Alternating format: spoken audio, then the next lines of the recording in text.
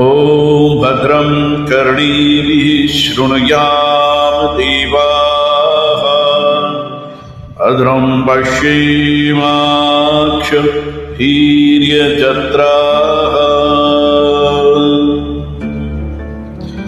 स्थिरैरङ्गैस्तुष्टुवासांस्तु नूभिः व्यशेम देवहितं यदायु।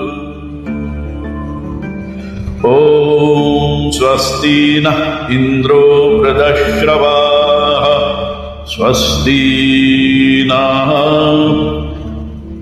पूषा विश्ववेदाः स्वस्ति नस्ताक्षो अरिष्टनेमिः स्वस्ति नो बृहस्पतिर्दधातु। ॐ शान्तिः शान्तिः शान्तिः।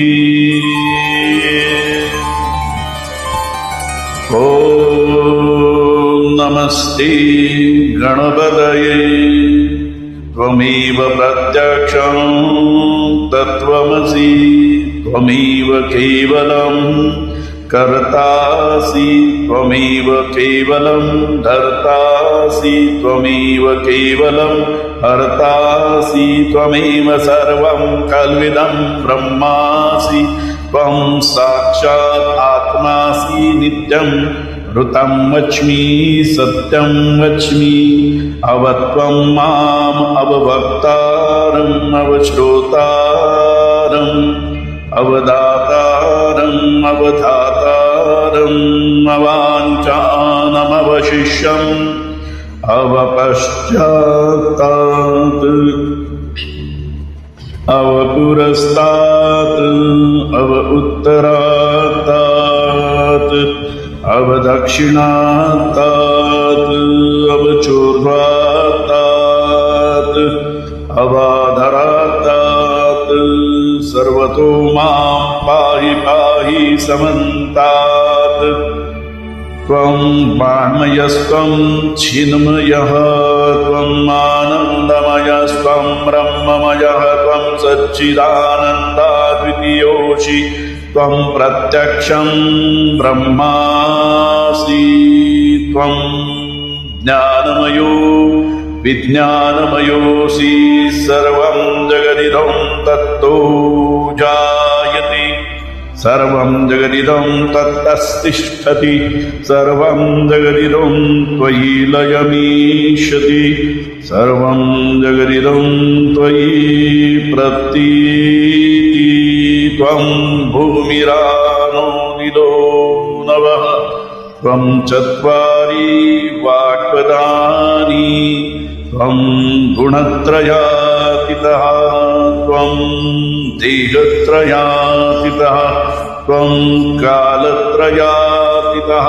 त्वं मूलाधारस्थितोऽसि नित्यं त्वं शक्तित्रयात्मकः त्वां योगिनो ध्यायन्ति नित्यं त्वं ब्रह्मा त्वं विष्णुस्त्वं रुद्रस्त्वम् इन्द्रस्त्वम् अग्निस्त्वं वायुस्त्वं रुद्रस्त्वं चन्द्रमास्त्वं सूर्यस्त्वं ब्रह्मभूर्वास्तोरोम गणादीं पूर्वमुच्चार्य वर्णादीं तदनन्तरम् अनुस्वारः परतरः अर्धेन्दुलसितं तारेण रुद्धम् एतत्तौवमनुस्वरूपं गकारः पूर्वरूपम् अकारो मध्यमरूपम् अनुस्वारश्चान्तरूपम् बिन्दुरुत्तरूपं नादसन्धानम् सहिता सन्ति सैषा गणेशविद्या गणकऋषिः निष्ठुर्गायत्री छन्दाः गणपतिर्देवता ॐ गणपतये नमः। एकदन्ताय विद्महे वक्रतुण्डाय धीमहि तन्नो दन्तिः प्रचोदयात्।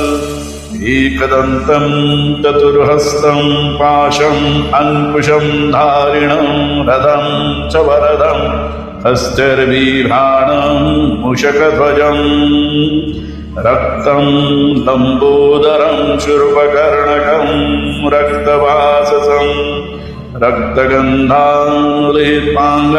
रक्तपुष्पैः सुपूजितं भक्तानुकम्पिनं देवं जगत्कारणमच्युतम्